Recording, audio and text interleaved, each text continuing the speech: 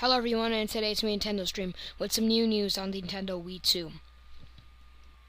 Just a couple of days ago, the CEO of Nintendo, Satoru Iwata, was asked questions in an interview.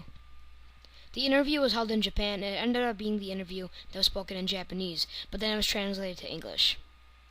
What happened was that the Nintendo CEO, Satoru Iwata, was asked questions about the Nintendo Wii 2, and it was mostly about the GDC details. Basically, the Japanese reporter was asking questions to Iwata on why the successor of the Nintendo Wii 2 wasn't announced at GDC, what happened, what's going on. Iwata played a big role here, and he did answer it pretty well. He was asked a bunch of questions, and, of course, what really rose up during the middle of the conference was the question on GDC. So basically what we have here is a huge lineup. E3 versus GDC. Basically what happened was Satoru Iwata, the CEO of Nintendo, was being asked questions, and while he was asked questions, he really didn't want to reveal much of what was going to happen. The question that I'm going to say just about now was asked. At the Game Developers Conference, GDC, in March, you made a presentation on the issue between quantity and quality of video games in front of many developers developing free video games. I'm interested in the feedback that you got from them, including their counter-arguments. Could you please tell me which of your ideas how to help develop high-quality games which can be sold at high prices? Now that was basically the first part of the question which was asked. The part that I just highlighted right here in blue is the second part. I'll read that in a couple seconds. But first, we're going to go over the answer, what he said here. So basically, he was asked, just in standard terms, that at GDC, what happened was that the CEO, Iwata, was asked to present what he could in March. And basically, he made a counter-argument on the video games which developers were making. And they weren't 100% sure whether it was quantity versus quality. And Iwata was worried about that because he wanted the full experience. And especially seeing that he couldn't announce the Wii 2 at that, he really needed some help on the Wii, especially since it was back down lately. It was said that he also said things about the Nintendo 3DS, but that wasn't the main thing because it's about developing something new. And basically he was inferring something about the Nintendo Wii 2 which could come out soon. And what it was really shocking to hear was when he said that too many new games are being made and they're just not worth the price, especially for the Wii, actually, because all these new games are being made and stuff, and to tell the truth, people know quality, and the quantity is just too much and the quality is just too less. So basically within these games, when it was answered directly by Iwata, he claimed that there was much quantity for the Wii games, but there's much less quality.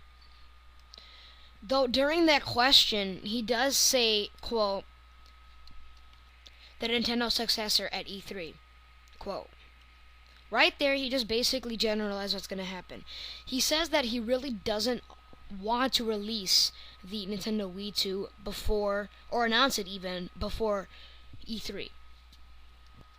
That brings us back to this question, the second part of question 4, asked in the conference.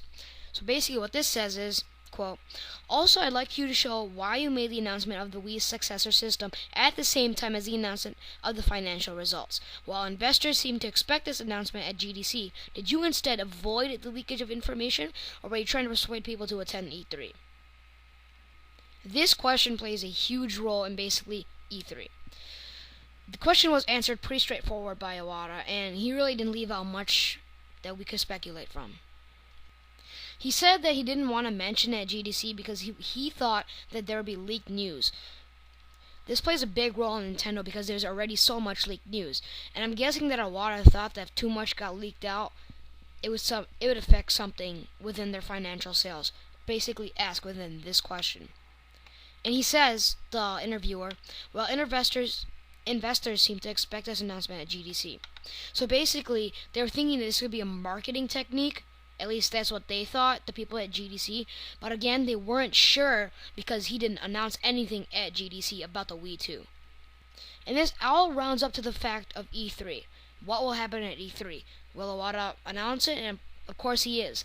But the thing here is, not just because of leakage news, and most likely he's already inferring that he really doesn't want to make anything clear at GDC because E3 is much larger. He knows that at E3 everyone's going to be astonished at what he's going to do. He says that if he presents it at E3, that is, users will take it more serious in that way. Nintendo is astonishing. That is what Iwata basically said at the interview, and that's what he thinks, quote, Nintendo is astonishing, and that's what he thinks the viewers will say after they see the Nintendo Wii 2 at E3. But then he also said something like, he says, at the same time, however, it may make a totally surprising announcement at E3 on the spot. Which basically proves the question on why he didn't announce it at GDC. Because if he did, there'd be a whole new situation here. To sum this all up, basically what happened was that Iwata was asked questions, and one of those questions was about GDC and him announcing whether or not the Wii 2 is going to come out, why, what, quantity games, whatever. And basically the main question was, why didn't he announce it at GDC? His answer was that he just wanted more traffic, basically, for E3 and for Nintendo to astonish their customers. And basically, that's what he quoted. And he wants a company to basically, as I said before, have more contest spotlight at E3 2011.